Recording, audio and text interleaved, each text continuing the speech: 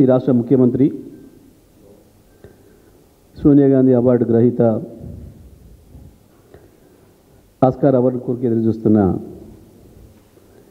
రేవంత్ రెడ్డి గారి మానసిక స్థితిపైన అనుమానాలు వ్యక్తీకరిస్తున్నారు కొంతమంది.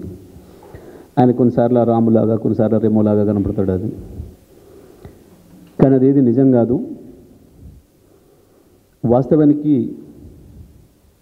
అర్హుడే ఆస్కార్ అవార్డుకి, అందులో సందేహం ఏం లేదు.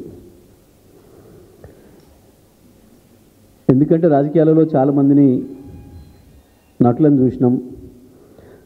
పాపం ముందు నటులైన తర్వాత రాజకీయాల్లోకి వచ్చిన వాళ్ళని చూసినాం, లేదా రాజకీయాలకు వచ్చి నటించే వాళ్ళని చూసినాం, సినిమాలలో కావచ్చు, ఇతర దాంట్లో. కానీ రాజకీయాలలో కూడా నటించడంలో, డైలాగులు వేయడంలో రావు గోపాలరావు గారు, కోట శ్రీనివాసరావు గారు, లేదా ఇంకా అంత మించిన ఎవరు కూడా ఇట్లాగా నటించలేరు, ఇట్లాగా కన్నీళ్ళు గార్చలేరు, ఇట్లాగా అబద్ధాలు ఆడలేరు, మోసం చేయలేరు. రేవంత్ రెడ్డి తన వికృత స్వరూపాన్ని బయట పెట్టుకుంటున్నాడు అప్పుడప్పుడు. మీరు గమనిస్తే నిన్న జైపాల్ రెడ్డి గారి అవార్డు ఇచ్చే సందర్భంలో మాట్లాడిన రేవంత్ రెడ్డిని, మొన్న కొల్లాపూర్ పోయి మాట్లాడిన రేవంత్ రెడ్డిని, ఇద్దరిని ఒకే చోట పెట్టి చూపించండి మీడియా మిత్రులు ఎవరైనా. ఏం కనపడుతుందో మీకు? ఎంత అద్భుతమైన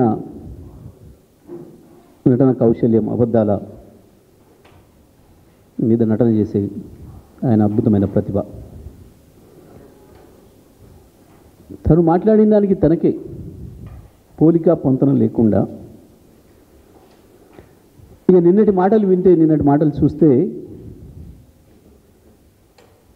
పాపం తప్పకుండా గోబెల్స్ కనుక పుట్టి వస్తే ఆత్మహత్య చేసుకోవడం గ్యారెంటీ. గోబెల్స్